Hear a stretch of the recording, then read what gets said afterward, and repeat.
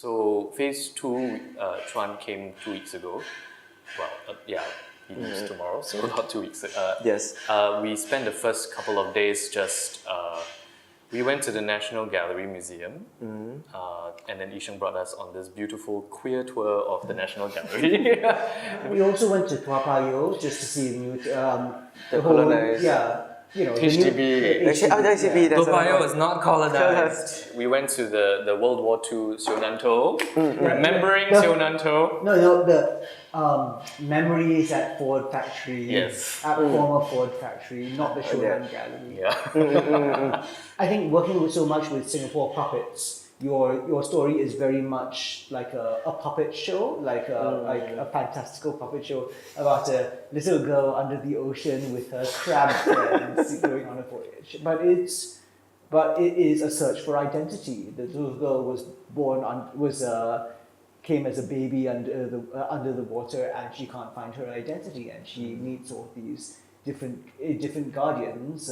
One of them is all about history, another one is future. Yeah, and at the end she meets.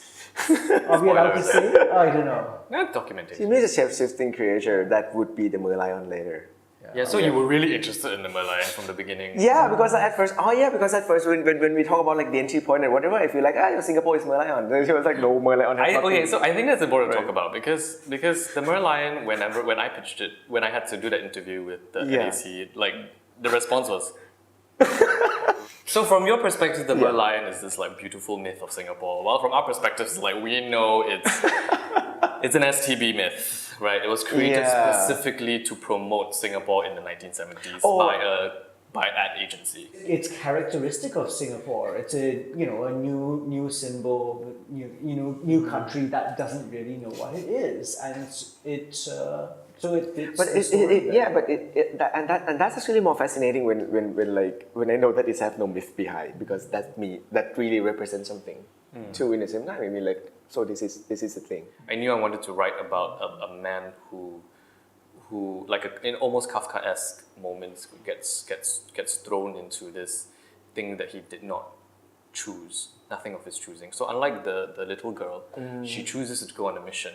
The man I'm talking about is very happy where he is, but now he's being pulled into kind of a same idea, trials of sorts. I also knew that I wanted things to end catastrophically. so I mean, because it was the creation myth that we were looking at, right? So we were interested in not just water, but also how are things created. Maybe that's the whole Singaporean identity thing going on, but like it was just the creation myth offered something new. How do we explain something? And so I knew I wanted things to like end catastrophically, and the flood was going to be it.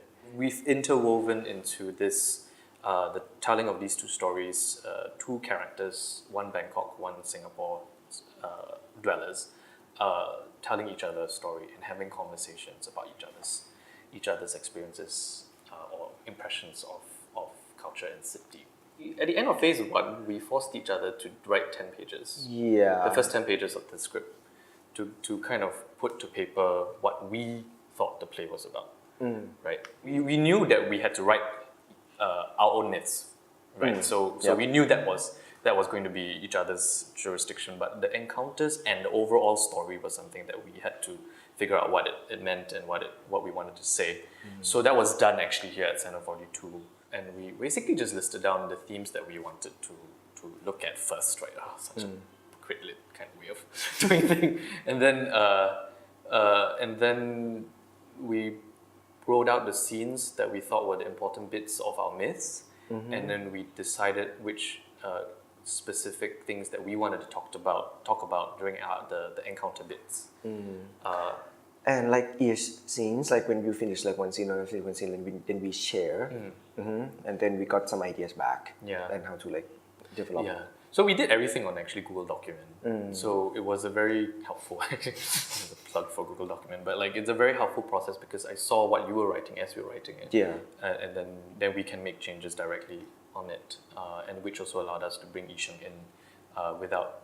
And so he saw kind of the progress as opposed to having to send him drafts that he has to keep reading a new document each time. For the language part, Shou always tell me that I can write in Thai, but at some point I cannot because if I write, I don't understand. Yeah, you wouldn't understand. So like this brief, I was like I wrote it all in English, and I will figure out later like how I chip it into Thai. Yeah, it is. It's an unequal relationship. Yeah, it's very and much Shou Chuan has always felt very bad about that, and he's going to be learning Thai. Yeah. You got your Promises, first class but- already. We've ended up with like a 50-page first draft, which is a bit insane. And we've scheduled a very closed door read tonight.